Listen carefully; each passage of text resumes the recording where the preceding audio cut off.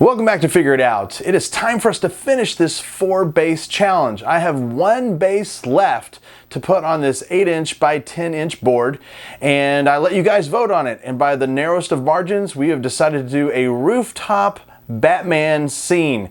So let's get started.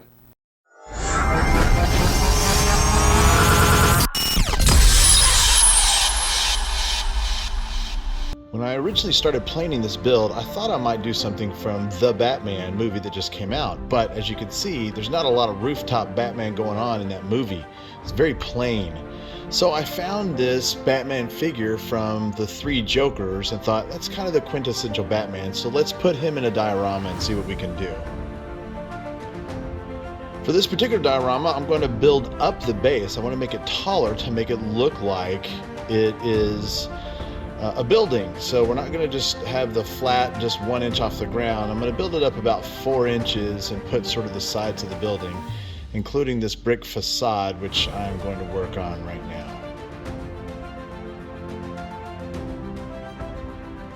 The facade is going to have a mix of brick and concrete, kind of concrete corner columns, and then some concrete kind of outlining the top of it, as well as a strip going across the side. You'll see as I start building up the foam what that looks like.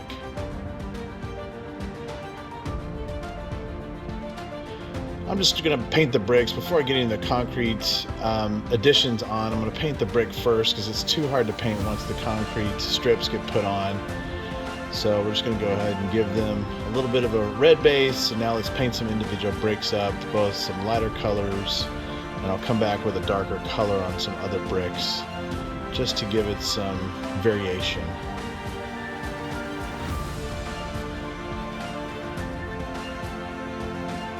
I'm going to do a light dry brush over the top, give them a little texture, a little form to them.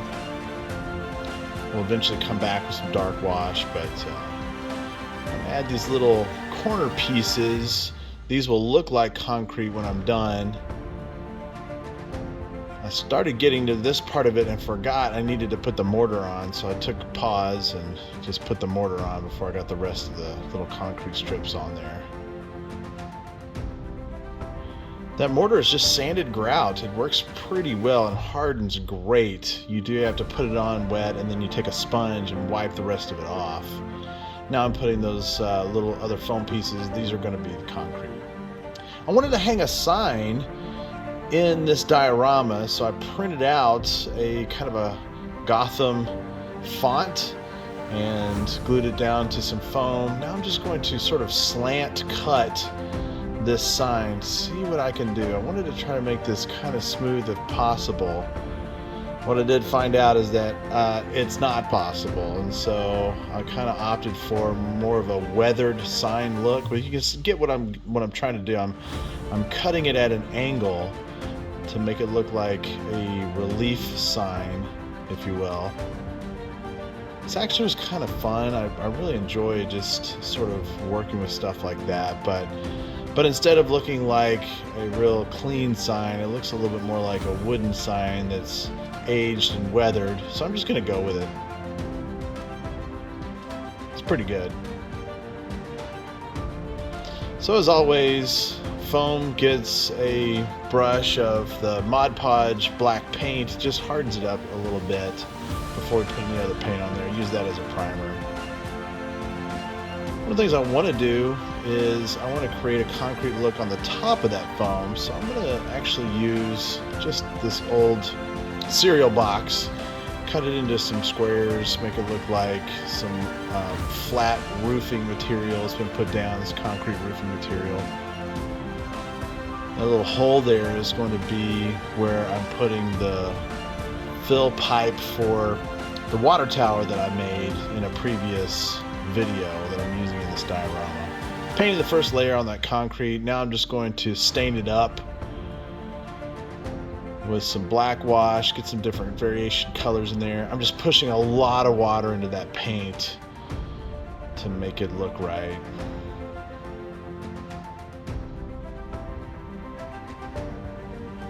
Now as I take the painter's tape off the brick, you can see what that looks like, but we're going to dark wash that as well. Boy, that really comes alive when you put that dark wash on that brick, though. That really looks cool.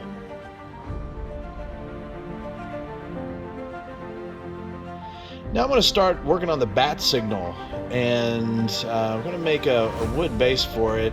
In fact, the base and the supports to hold the bat signal are made of wood, and then when you see the piece that I'm using for the actual signal itself, it's actually a canister that I have some pre-workout in. That's what that's for. So I sanded those discs round, and now I'm going to put them together. I'm just using this pin to hold them in place, and then I'll pull the pin out once I get the glue on there, just so that it lines up evenly.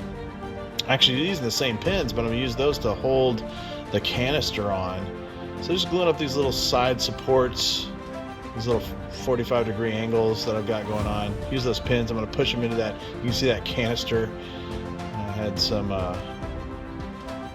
powder in. I thought maybe it'd be cool if I went ahead and just cut the bat symbol out of the lid. And so, honestly, this in the long run didn't work. I was trying to find the right bat, so I just took one off of this Dark Knight. So I'm going to try to emulate that particular bat symbol. Honestly, as I was researching bat signals, there's 100 different bat symbols, and so I wanted to do one that may be a little bit easier to draw. So just getting these lines on this piece of chipboard, I could mark out some lines, use my ruler basically, and make a straight bat. There's no curved pieces to this one, although I could have done that if I wanted to, but I thought this one actually looked pretty cool. So this is based off of that figure that I have. Now I just need to cut that out and get it onto the top of that lid so that I can start cutting it out. So once I got this fully cut out, I'm going to super glue it to the top of this and see if I can use a tool to cut this out with. Started with a razor, that didn't work, so now I'm going to go to my little Ryobi Dremel tool that I have. Use this cutoff wheel. All this did though was melt the plastic. It created more mess. So I decided finally, after giving one little piece out and it wasn't working, I thought I would drill some holes, and then you can see there in the video, those nippers that I have are super sharp. They cut plastic so well, and so I'm just using those just to chip away at this. And I get it done pretty good, enough to where I can, just keep hammering it with these nippers, and then I'm going to use some of these little files I have to really clean it up. That worked okay, but I eventually had to separate it from the lid itself once I made some additional mistakes with the plastic I was using. Okay, so I cannibalized a flashlight, a brand new LED flashlight, super bright. And here's a little test on it just to make sure my wiring works. I'm going to put that down in the canister, hot glue it in there, glue the wire down so it doesn't come out. I'm going to glue the lid down. You can see I still have the bat attached. It eventually comes off though, I promise. Alright, now I'm using this EVA foam. This is the same kind of foam that folks use when they do their cosplay costumes. It's super pliable and super spongy. It works really well for something like this. These dots I'm applying are just little dots that I found at the hobby store. But I'm just gluing little pieces of EVA foam all over this thing, trying to make it look, I guess, I don't know, some electronics, some metallic, whatever. As I'm in this process, I'm like, I'm not sure this looks good. So, but I'm just pressing on, seeing what we can do with it. I may have to scrap the whole thing and start over. I don't eventually, because once I get paint on it, it looks way better. But as it is with the foam, it's not so great. I went ahead and did the black and Mod Podge, just dust up on the whole thing so that I can harden that foam, keep it in place. It adds another glue protection on it. Using kind of a gunmetal gray base on this. I'm going to start with this as a base. I'm going to come back later. I'm going to start with, I jumped onto the sign. I'm not sure why I did these out of order, but jumped on the sign while I was letting the bat signal dry. I just put a base of brown on that. Now back with some black wash on the bat signal. It's already looking way better than what it looked like with the foam itself.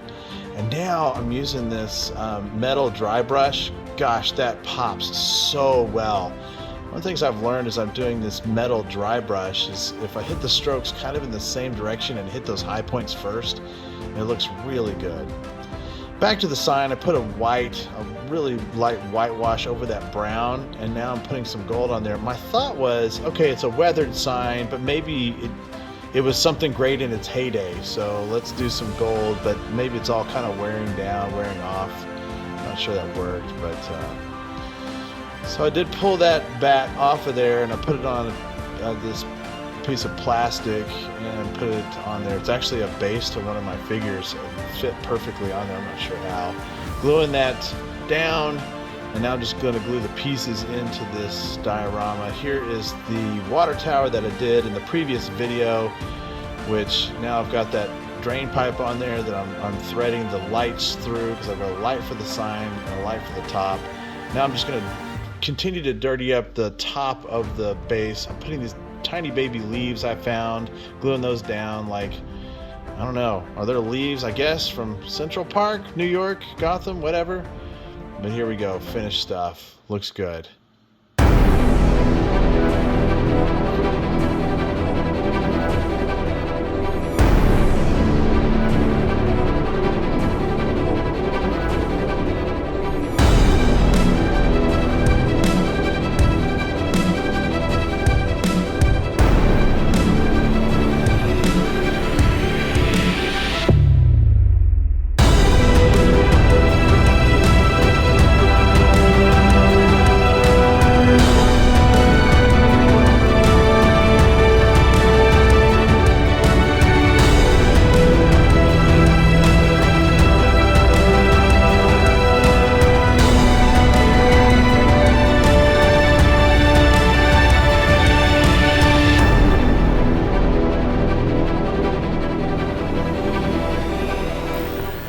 Well, all right, this Batman scene is in the books, and not only did I learn a lot, but I think there's maybe some opinions I would like to get from you guys.